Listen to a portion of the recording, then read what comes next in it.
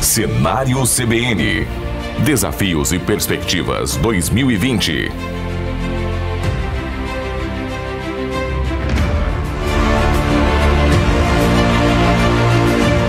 10h36. Estamos começando mais uma edição do Cenário CBN 2020, Desafios e Perspectivas. A nossa missão aqui é retratar o atual momento, também não deixando de lado os desafios, perspectivas, os gargalos de diversos setores estratégicos, da economia brasileira. E hoje vamos destacar o setor da educação. E o nosso entrevistado é José Afonso Oliveira, que é diretor executivo da rede Nota 10, a rede de ensino Nota 10. Primeiro de tudo, José Afonso, muito bom dia, seja bem-vindo à Rádio CBN. Muito obrigado, bom dia a todos, Inês, os ouvintes da CBN. É um prazer estar aqui e conhecer o estúdio, muito bacana. Seja bem-vindo. Afonso, é o seguinte, para a gente começar um pouquinho a retratar a questão, não tem como dissociar da questão da pandemia, que a gente vem enfrentando aí um problema, o Brasil, o mundo, Como que o setor da educação, de certa maneira, vem sentindo esses efeitos? Sim, Inês, é um setor que faz parte da vida de todo mundo. Se você analisar hoje aqui no estúdio, todos ou estudam, ou têm filhos que estudam, ou trabalham, às vezes, na área de educação, como é o meu caso. Então, é atingido frontalmente, pela situação atual. A gente, além disso, dentro da própria educação, a gente tem segmentações. Você tem lá desde a educação infantil, crianças lá de creches, de 1, 2, 3 anos, até as universidades. Então, é atingido frontalmente. A situação é muito séria no setor da educação. É claro que a gente tem algumas vantagens, em relação à tecnologia.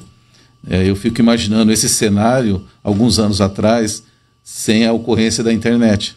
Aí realmente seria muito mais complicado. Então, eu vejo que é um cenário difícil, como todos os segmentos têm passado, e que precisa muito da empatia. Eu acho que é um momento, não só no setor de educação, mas nos outros setores também, de exercitar essa palavra, a empatia, da escola se colocar no lugar dos pais, mas também os pais se colocar no local da escola, dos estudantes, o professor se colocar também no local, no lugar do estudante, o estudante também do professor. Eu vejo que isso é um exercício para a sociedade como um todo. Então, acho que a palavra fundamental é a empatia e também a esperança, a fé, que eu acredito que isso vai passar e com certeza acredito que a gente vai sair melhor do que a gente entrou. Afonso, falando em empatia, como tem sido essa experiência? Já estamos aí com mais de 2 meses. Como está a relação com os alunos, com os pais? Como que está esse exercício que você citou? Então, tudo isso nos pegou toda a sociedade de surpresa. Ninguém imaginava, a gente via em dezembro acontecendo isso lá fora, e vai chegar, mas quando chega realmente é quando dá o start. Isso foi lá no início de março, quando a gente foi acometido dos decretos municipais, de parar, vamos voltar, vamos mudar agora a situação. Naquele momento, a maioria das escolas do setor, algumas anteciparam as férias de julho, que foi a nossa situação, de antecipar, até porque a gente precisava aprender. Porque você... Tentar entender. Se você pegar o ensino à distância na universidade levou 5, 6, 10 anos para ser totalmente validado. Você imagina em 2 semanas nós fazemos isso com a educação básica, que não era uma novidade. Os recursos existiam, mas como a nossa atividade depende muito das relações, o papel da escola é de mediadora do conhecimento prévio que esse aluno traz, e do conhecimento formal e sistematizado na busca desse conhecimento científico. Então, nós vivemos de relação. A relação é fundamental. E claro que alguns segmentos é mais intensa ainda. Você falar de relação à distância, como a gente está fazendo hoje, com a educação, com os cursos livres, com os cursinhos ou com o ensino médio, é uma situação. Quando a gente fala da educação infantil e do Fundamental 1, é uma outra realidade. Então, quando a gente começou, quando viu tudo isso, a gente se colocou também, falando da empatia, nos pais. Então, nós fizemos essa parada de 2 semanas, E nessas 2 semanas nós fomos estudar, preparar toda a metodologia, como realizar essa interação com o aluno. E tinha um outro desafio, porque as famílias também precisavam se organizar para isso. Então a empatia está aí, porque às vezes é muito fácil, às vezes, para a instituição falar, vai ter aula ao vivo, mas e os computadores? Porque o pai também estava em home. E como ele ia trabalhar se naquele momento a aula entrasse ao vivo? Então teve todo um estudo para que se começasse gradativamente essa entrega. Então as aulas no início eram gravadas. Por quê? Porque sendo gravadas, o pai poderia organizar a logística dele conforme a melhor conveniência. Conforme a conveniência dele. E isso foi colocado gradativamente. Hoje eu tenho segmentos que são aulas ao vivo o dia todo, como se fosse na sala de aula, na escola física. Então, tudo isso é pensado de forma para não também causar tantos transtornos nas famílias, Então, o papel da escola que eu estou vendo assim, nessa questão da empatia é a importância da escola, que ninguém, que todo mundo concorda com a importância da escola nas questões cognitivas, mas fundamentalmente também nas questões de organização, da disciplina da rotina. Porque eu vejo que as famílias precisam também, é essa a importância também da escola, que a gente não via tanto, a gente via mais a questão do ensinar, do aprender, estava tão condicionado isso. Meio que automático. E aí quando você tira isso, a família fica até que um pouco perdida, porque as mães, os pais, tendo que trabalhar e às vezes não tendo condição de ficar ali junto, sentem também essa necessidade. Então essa quebra da rotina não foi fácil, e é um papel importante da escola também. Para que a gente continue aprofundando a nossa conversa, quero fazer um parênteses para que a gente conheça um pouco mais a Rede Nota 10. Quando a gente fala que o Afonso é diretor executivo da Rede Nota 10, o que é a Rede Nota 10 para que a gente tenha essa dimensão, essa referência? Certo. O Nota 10 como marca surge há uns 15, 20 anos atrás, quando nós começamos a trabalhar a atividade educacional, toda a equipe, todos os sócios do grupo são professores, estavam em sala de aula e começaram a entrar no negócio, na atividade como empresários do ramo educacional. Inclusive você. Inclusive eu, professor de química, o Joca, professor de física, o Igor de matemática, o Bosco de química também. Então, quando a gente começou esse trabalho, a gente já imaginava de expandir, de crescer. Foi quando também a gente começou também a fazer algumas aquisições de escolas, e há 3 anos atrás também fizemos essa parceria com o Eleva, o Eleva Educação, e a gente passou a fazer parte de uma holding, um grupo bem maior. A Rede Nota 10 hoje, a gente tem 4.000 alunos, e estamos distribuídos em Campo Grande, Dourados e Maracaju. São 8 unidades, onde a gente trabalha desde a educação infantil até o cursinho, o ensino médio e cursinhos livres. Então, hoje a nossa marca tem essa abrangência, e a gente acredita que, passando também tudo isso, a gente vai continuar no nosso projeto de expansão. O nosso sonho é ter aí 10.000 estudantes aqui no estado, dentro da nossa rede de ensino. Deu para ter uma visão do que é a rede. Então vocês têm desde o ensino infantil, os pequenininhos, sim, até os que estão se preparando para a universidade. Isso. Ou seja, contempla toda a faixa etária. Isso. E nesse momento, a adequação das aulas, a gente falou de aula online, certo, é uma adequação diferente para cada faixa etária. Sim. As aulas não presenciais, como a gente fala, isso eu falo em nome de todas as escolas, acho que não só da nossa rede, mas como todas as escolas hoje, o grande desafio nosso é justamente essa segmentação. Nós fizemos uma pesquisa, eu acho que se fizerem essas pesquisas nas escolas, ela está bem recente, eu acabei de receber essa pesquisa com os pais, e a gente verifica esse grau de satisfação, como está esse grau de satisfação, pela visão dos pais e daí pela visão dos alunos também. E é bastante interessante, onde a gente media a eficiência, se eles estão sentindo que essa aula está sendo eficiente ou não está sendo eficiente. E esse desafio na educação infantil é difícil, porque a gente não consegue falar com o aluno também, Você não consegue fazer, você fala com o pai. E a gente sabe da carência e da necessidade que esse aluno também tem da professora estar com ele ali no convívio. Então, essa entrega na educação infantil, os coleguinhas, a rotina, a gente sente muito, infelizmente, esse retrocesso cognitivo que vai acontecer nessa faixa etária, ele é real. mas a grande preocupação de todas as escolas, né, não só da rede Nota 10, é justamente entregar. Eu vejo que o desafio maior nosso, existe toda uma normatização. Essa normatização ela é feita pelos conselhos, né, o estadual, o municipal, e as escolas vão cumprir o que se prometeu, né, o que se acordou em contrato com as famílias. Então, só que a forma dessa entrega que é o problema maior, né, porque os bastidores, né, foram feitos, tudo que foi planejado, investido em termos de preparação para o ano 2020 está acontecendo. Só que na hora da entrega que é o grande problema, né? E aí que surgem os ruídos. Então a escola entende que para a educação infantil é mais complicado, né? Para o Fundamental 1 também, né? Mas a partir de quando você começa já a ter essa alfabetização, esse trabalho, a gente está se aproximando. E o bonito de ver, e o legal, é que as escolas, né, os professores, peças fundamentais. Hoje o professor ele está se reinventando. Eles estão assim muito empenhados. E num tempo recorde, né? Num tempo recorde. Você também deu aula, você sabe disso, né? É diferente. Então, assim, emociona quando você vê esse empenho do professor para tentar chegar até esse aluno, né? Como eu falei, o antes foi feito. Agora a forma que foi diferenciada não é mais física, é remota.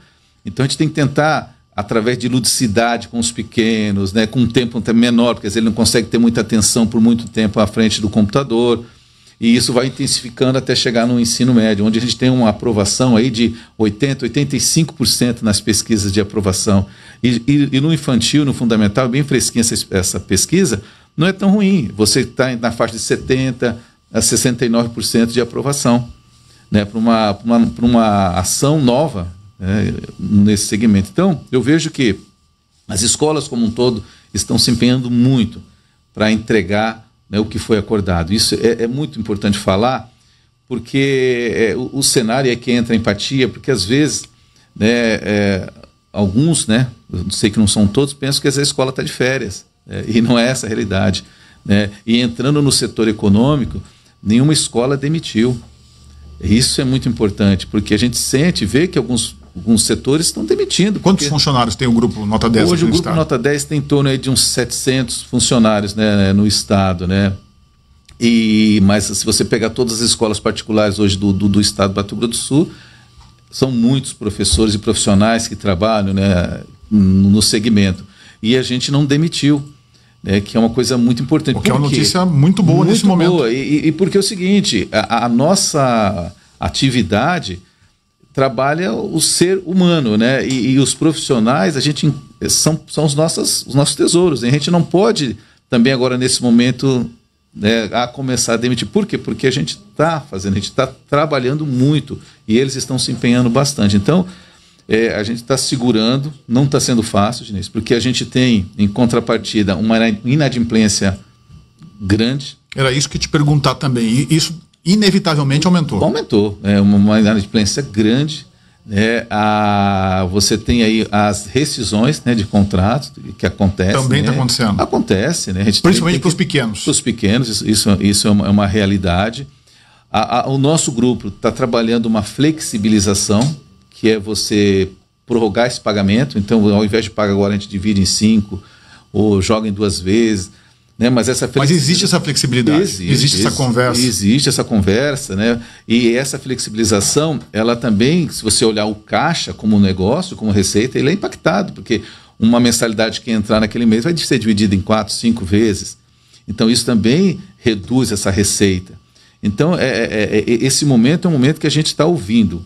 Eu não consigo, a gente fez um acordo muito discutido com o Ministério Público, com todos os órgãos, foi muito bom, acho que isso é importante colocar, né, que houve essa abertura, o Ministério Público às vezes não sabia também o nosso cenário, porque às vezes eu não conheço. Até para um conhecimento maior do bastidor das escolas. Isso, né? Eu acho que foi muito bacana, foi muito bom o acordo que foi realizado, mas isso não implica que a gente está fechado, a gente vai conversar e todas as escolas estão conversando, porque é um setor diferente, porque nós somos sonhadores, né? Antes de ser empresários. E a gente vivenciou, trabalhou no dia a dia na escola. Então, a gente está muito próximo dessas realidades e das famílias. Então, as escolas como um todo estão abertas a essa negociação, a essa conversa, no sentido de manter como eu falei, os empregos, né? Apesar de tudo isso que vem contra, como eu te falei, né? A inadimplência, as rescisões, né? A flexibilização, que no nosso caso, né? A manutenção dos empregos, né? Não teve redução salarial, então isso é uma coisa importante também de colocar. Então, a gente está lutando, sabe? Lutando para que isso não aconteça. Você chegou a citar, um pouquinho antes, da questão das férias. Né? Do recesso de julho. Do recesso de julho, isso. Exatamente. Já foi antecipado na rede Nota 10. E as outras redes estão encerrando agora. Vai estar todo mundo na mesma página a partir, acho que, do final de maio. Final de maio. Isso. E vai ficar sem aulas até quando? Já tem uma previsão? Você fala de volta às aulas? De volta às aulas. Tá. É claro que são previsões ainda, né? Isso. Na verdade, é assim. A gente precisa discutir o como. Né? O quando é um próximo passo. Então, essa discussão de como voltar, existe toda uma normatização. Nós estamos escrevendo um plano, já está pronto, né? Um plano de biossegurança junto à prefeitura, né? E aqui, não só aqui, em Dourados e também em Maracaju, para começar a validar esse plano. Esse plano é muito sério, ele é muito completo. Né? A gente se baseou em vários outros países, como que isso tem que voltar. Então, isso, porque a gente precisa da segurança não só dos alunos, como dos colaboradores, de todo mundo que vive ali no contexto escolar. Então é muito importante que esse plano seja aprovado. Eu acredito que hoje a gente já consiga avançar bastante aqui em Campo Grande, junto às secretarias de saúde, né, para que a gente possa ter esse plano. Esse plano aprovado, Ginês, aí tem o decreto municipal que vai, né, colocar volta das aulas a partir de quando? Né, vamos imaginar que a volta seja a partir de 18 de junho, um exemplo, né, ninguém tem isso claro. Isso está posto. Claro que isso vai ser condicionado à pandemia. Né? Se começar a aumentar os casos, claro que ninguém vai ser irresponsável de voltar com esse cenário. Mas a discussão do como, ela é fundamental. Porque eu não posso esperar, de repente, sair um decreto e falar, semana que vem volta às aulas. E aí, como que está o plano? E esse plano tem que acontecer. Como vai ser isso? Isso, né? Os procedimentos, os padrões, né? de como isso acontece. Então, isso a gente precisa ter posto. Então, eu vejo que agora a discussão, né, e é uma discussão bem abrangente, né, nas redes particular de ensino, e mesmo municipal de ensino e estadual, né, da construção desse plano. Então, isso que a gente precisa agora ter, é a construção desse plano. E isso eu tenho falado muito, porque às vezes as pessoas pensam que construir o plano já vai voltar. Não é essa a realidade. É uma antecipação. Então, a gente teve uma abertura muito grande também aqui por parte da prefeitura, né? Foi muito bacana, né, a receptividade quanto aos dirigentes. Agora a gente está terminando. Eu acredito que hoje a gente consiga já fazer uma reunião sobre isso. Eu acredito que ela está acontecendo até agora. Essa reunião vai ser à tarde, onde vai estar batendo, a gente apresentando o plano, vendo o que precisa ser reformulado para a volta às aulas. É claro, sempre lembrando, condicionada a todos os fatores, né, externos, que a gente tem que ter muita responsabilidade para fazer isso. Né? Quero explorar um pouquinho a tua presença aqui do ponto de vista de negócio também. Certo. Quando você fala que tem hoje cerca de 4.000 alunos na rede, né, em Campo Grande, Dourados e Maracaju, isso, e que o sonho e a meta é 10.000 alunos, certo, o que você projeta, né, não só para esse 2020, mas para os próximos anos do ponto de vista de unidades ou de expansão? Quais são os planos do Grupo Nota 10? Ontem eu fiz uma discussão com todas as direções, né, das escolas, já fazendo o nosso planejamento para 2021. Né? E é muito difícil a gente fazer um planejamento para 2021 com o cenário atual. Então a gente até falava, vamos colocar uma pedra sobre essa situação agora, vamos voltar a 25 de fevereiro de 2020, né, onde a gente estava todo vapor. Fazer uma regressão. Uma regressão ali, né? Foi um ano muito bom para nós, né, como marca. Vamos voltar para a gente discutir 2021. Porque se a gente for ficar olhando no cenário agora, a gente não vai ter perspectiva nenhuma. E a gente acredita, né, que também essa expansão vai ser uma expansão bem comedida. Porque os economistas estão falando aí de redução, né, de PIB. Isso aí é empobrecimento da população como um todo. Mas eu acredito também que são oportunidades que acontecem. Né? A gente tem essa dificuldade que é real, né? A gente não pode fugir disso, da pandemia, mas também nos apresenta oportunidades. A escola também está se reinventando na forma de se fazer. Né? Então, eu acredito que a gente vai conseguir Claro que não como a gente vinha, né, mas no mesmo embalo. No mesmo embalo, mas com oportunidades, com formas diferenciadas. Vou te dar um exemplo muito claro na nossa marca. Nós fazíamos reuniões quinzenais, onde eu reunia todos os diretores aqui em Campo Grande fisicamente, né? Saía lá de Dourados, Maracaju, saía às 5 horas da manhã, chegava aqui, fazia reunião o dia todo, voltava à tarde, um risco. Era um protocolo. Era um protocolo. E aí você fala, pô, por que a gente não fazia antes com o Hangout, como a gente faz hoje com o Google Meet? Tá tão natural, tão normal isso. Então, isso já vai mudar para depois da pandemia também. Com certeza a gente já vai conseguir fazer reuniões até mais rotineiras, até mais diárias até. Mais frequentes, né? Mais frequentes, né? Sem precisar fazer o que a gente fazia, esse deslocamento de pessoas. Então, é um exemplo que a gente tem e que outros, com certeza, vão surgir na relação aluno-professor da escola, né? O ensino médio já tem essa possibilidade para 2021. Um plantão tira dúvidas online. E isso a escola já está preparada, a gente tinha a plataforma, e com certeza outras escolas vão ter que buscar isso também. Então muda muito essa forma de relacionamento no nosso negócio, na nossa atividade. Mas a expansão vai continuar.